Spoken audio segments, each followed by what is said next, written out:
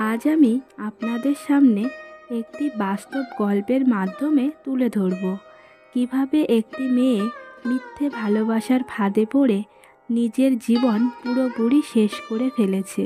শুনুন তবে। রেখা ছিল বাবা মায়ের একমাত্র সন্তান। ছোট থেকেই সে পড়াশোনায় খুবই ভালো, আর দেখতেও ছিল দারুণ সুন্দর।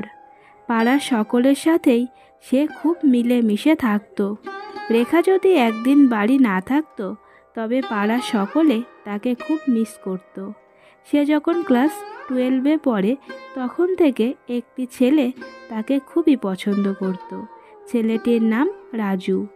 রাজুদের বাড়ি ছিল রেখাদের পাশের গ্রামে।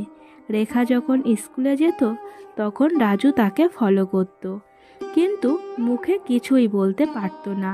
রেখা কিন্তু সেটা জানতো। এইভাবেই বছর 3 চলে আসছে ওই হাঁ করে তাকিয়ে থাকা। এই নিয়ে রেখার বান্ধবীরাও খুব খেপাতো। রেখাও মনে মনে ছেলেটিকে খুবই ভালোবাসতো। হঠাৎ করেই রেখা একদিন রাজুর বন্ধুর কাছ থেকে ফোন নাম্বার নিয়ে রাজুকে ফোন করলো। রাজু তো ভয় পেয়ে গেল। রেখা রাজুকে বলে, তুমি শুধু হাঁ করে আমার দিকে তাকিয়ে থাকো, কিছুই তো বলো না। আজ আমি তোমার কাছে জিজ্ঞাসা করছি, তুমি বলো, তুমি কি আমাকে ভালোবাসো? রাজু খুব লজ্জা পেয়েই বলল, হ্যাঁ বাসি তো। সেই থেকেই তাদের প্রেম পর্ব চলতে থাকে।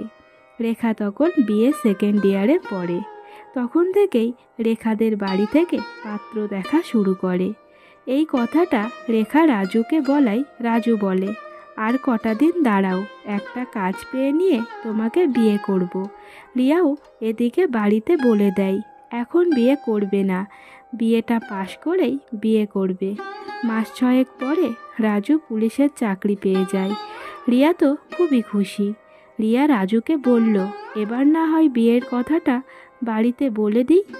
রাজু বলে, এখন না, আমি ট্রেনিংটা করে আসি, তারপরে দেখা যাবে। রীতিমতো রাজু ট্রেনিংয়ে চলে গেল।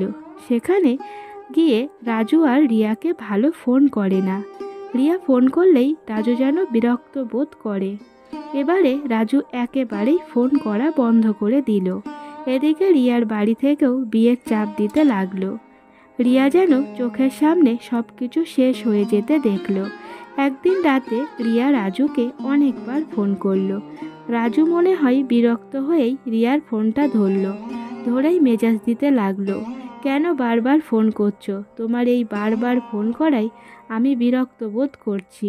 এইসব কথা শুনে রিয়া ভয় পেয়ে গেল, আর রিয়ার চোখ থেকে টপ টপ করে জল পড়তে লাগলো। রিয়া যেন অসহায়ের মতো বলতে লাগলো, বাড়ি থেকে আমার বিয়ে দিয়ে দিচ্ছে, এবার আমি কি করব? রাজু স্পষ্টভাবেই বলে দিল, তা আমি কি করব? বাড়ি থেকে যেখানে বিয়ে দিচ্ছে সেখানে করে নাও। এই বলে ঝম করে ফোন রেখে দিল। এই কথা শুনে রিয়া কি করবে বুঝতে পারছিল না। ওর মাথায় কোনো কাজ করছিল না। রিয়া না পেরে ওর বন্ধু বান্ধবীকে কল করে সব কথা বলল। রিয়ার বন্ধু বান্ধবীরাও রাজুকে বুঝিয়ে বলল, কিন্তু কোনো কাজ হলো না। রিয়ার বন্ধু বান্ধবীও রিয়াকে খুব বকাবকি করতে লাগলো, যে তোকে ভালোবাসে না তার জন্য তুই কষ্ট পাচ্ছিস কেন? রাজু তোকে কখনোই ভালোবাসেনি, সব নাটক ছিল, তুই নিজেকে সামলে নে। রিয়া এদিকে রাতে কিছু না খেয়ে ঘরে দরজা দিয়ে শুয়ে রইল। রাত যখন 12টা বাজে, রাত যখন নিশ্চুপ, তখন রিয়া মায়ের একটা শাড়ি নিয়ে সেটিকে পাখার সাথে আটকিয়ে নিজের গলায় ফাঁস দিল। রিয়ার ঘরের একটা জানালা খোলা ছিল। ওর মা মনে হয় বাথরুমে উঠেছিল। তিনি জানালা দিয়ে তাকিয়ে দেখে তার মেয়ে ঝুলে আছে। সে তখন চেঁচামেচি করে লোক জড়ো করে। রিয়ার ঘরের দরজা খোলে। তখন রিয়া প্রায় মারা গেছে, জিভটা বার হয়ে গেছে, কোনো সার শব্দ নেই। তৎক্ষণাৎ তাকে হাসপাতালে নিয়ে যাওয়া হয়। জানেন, রিয়া মারা যায়নি, কিন্তু তার এখন যে অবস্থা, তার থেকে রিয়া মারা গেলেই হয়তো ভালো হতো। সে এখন লিকুইড খাবার ছাড়া কিছুই খেতে পারে না। তার জিভটা অনেকটা বার হয়ে আছে, কথাও বলতে পারে না। তাকে হঠাৎ করেই কেউ দেখলে ভয় পেয়ে যাবে। ডাক্তার বলেছে তার কাছের মানুষগুলো যেন সবসময় তার কাছে থাকে। রিয়ার বন্ধুবান্ধবীরাও মাঝে মাঝে আসে রিয়ার কাছে।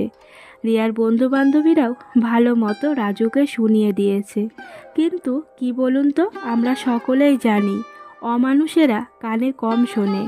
আমি বলবো, রিয়া যদি সুসাইডের সিদ্ধান্তটি না নিত তাহলে মনে হয় বেটার হতো। জানি ভালোবাসার মানুষটিকে ছেড়ে থাকা খুবই কষ্ট, এর মতো যন্ত্রণা এই পৃথিবীতে নেই। আজ কি হলো, রিয়ার যে অবস্থা তাতে সে কোনো দিক থেকেই সুখী হতে পারল না। সে যদি অন্য জায়গায় বিয়ে করত তাহলে তার জীবনটা এরকমভাবে তছনছ হয়ে যেত না। আমরা প্রতিটি মানুষই চাই সকলে আমাদেরকে ভালোবাসুক যেমনভাবে আমরা সকলকে ভালোবাসি। তবে আমার মনে হয় মুখে আমরা যাই বলি না কেন আমি তোমাকে ভালোবাসি, কিন্তু আমার মনে যে কী চলছে সেটা কেউই জানে না। মনের কথাটা আর মুখের কথা যদি এক না হয় তবেই তো বেঁধে যায় সমস্যা। আমাদের সমাজে কত ছেলে ও কত মেয়ে যে এই সমস্যায় ভুগছে তার কোনো ঠিক নেই। একটি ছেলে এই একটি মেয়েকে বলছে আমি তোমাকে ভালোবাসি, পরেক্ষণে আরেকটি মেয়েকে বলছে আমি তোমাকে খুবই ভালোবাসি, তোমাকে ছাড়া আমি বাঁচব না।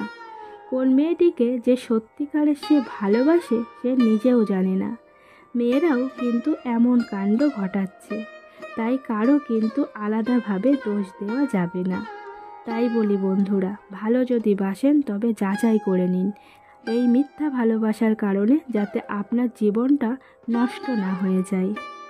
আজকে এই পর্যন্তই। সকলেই খুব ভালো থাকবেন এবং সুস্থ থাকবেন। ধন্যবাদ।